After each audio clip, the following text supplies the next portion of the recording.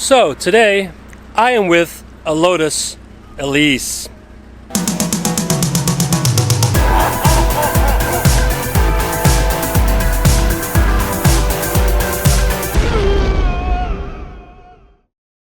Okay, so normally this car has a roof.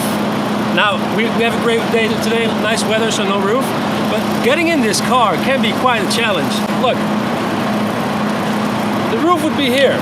So you'd have to go like this and then get your leg in and you're in. I'm not a very tall guy. Can you imagine a guy like Jeremy Clarkson getting in this car? I don't know, but let's drive.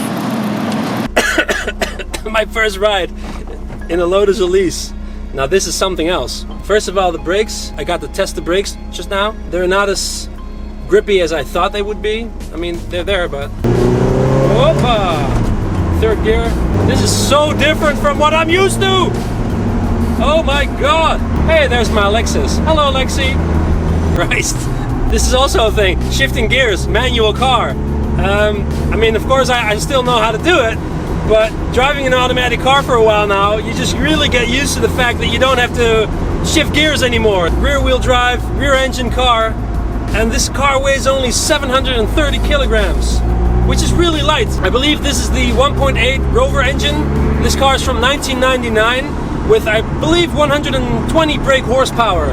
So that means the power to weight ratio in this car is about 6.8, 6.7 kilos per horsepower, which is not bad. Brakes are squeaky.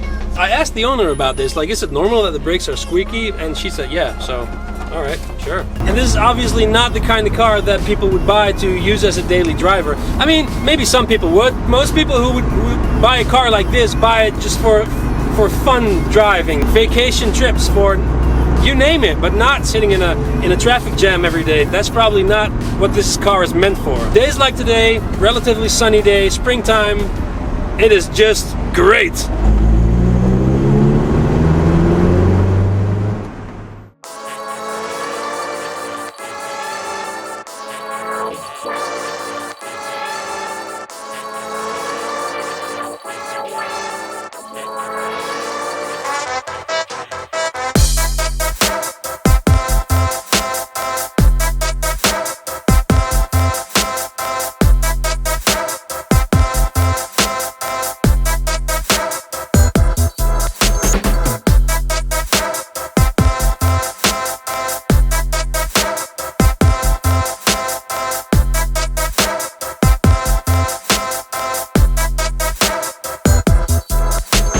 This car isn't like super crazy quick, but it just feels so nimble. I don't think this car has ABS. I don't think it has ESP or whatever. So you do need to be careful. Whoa. And of course, being a sporty car, it's not the most comfortable car in the world. I mean, these seats are pretty hard, and the suspension obviously is pretty hard as well. No gizmos whatsoever in this car. It is just you, a steering wheel, a throttle, a brake, clutch. That's about it. Let's do a second gear pull. Back in second gear, nobody behind me. Here we go. Holy cow! Holy cow, dude. That was fun. You know, maybe it wasn't even that quick, but the thing is, because you're so low to the ground, so even if you're like driving 80 kilometers an hour, which is not that quick, but it feels like you're going like 150 kilometers an hour. Because it's, like I said, it's like a go-kart. It is amazing to drive this car. This is the 1999 model, and I think these models, they start somewhere around like 15, 16,000 euros. Let's just put it like this. You don't have to be a rich guy to buy this amazing sporty little car. It is within reach, even for people like me, for example. Let me take you down, 'cause I'm going to strawberry fields! And nothing to get hung about. Strawberry fields forever, baby. Yeah, I don't know if this would be the kind of car that I would personally buy, but I can imagine if you own a car like this, how much fun it is to drive. With the open roof like this, it is just pure pleasure, man. Pure fun. This is just pure fun. Who wouldn't want to drive a car like this? Come on. After this model, there was like an engine upgrade, and the model after that had, I think, 140 brake horsepower, so a bit more powerful than this one. I can imagine that's got to be like even more fun. And there's also, I think, a crazy 190 horsepower Lotus Elise. I guess driving a car with 190 horsepower and this weight would be just downright scary. You can even drive under a parking lot pole with this car. It's so low, you can drive under the pole of a parking lot. Can you believe it? It's true, I just did it.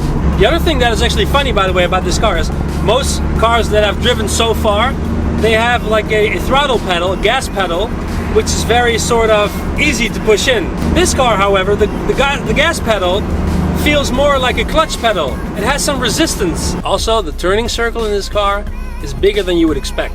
Being such a small car and everything, you would really think it would have like a really tiny turning circle, but it's actually it's quite a large turning circle. So I don't know what you're gonna do with that information, but I'm just telling you. It doesn't have any power steering, by the way. I guess you don't really need a power steering in a car this light. If you're turning the car, then you notice the fact that it doesn't have any power steering.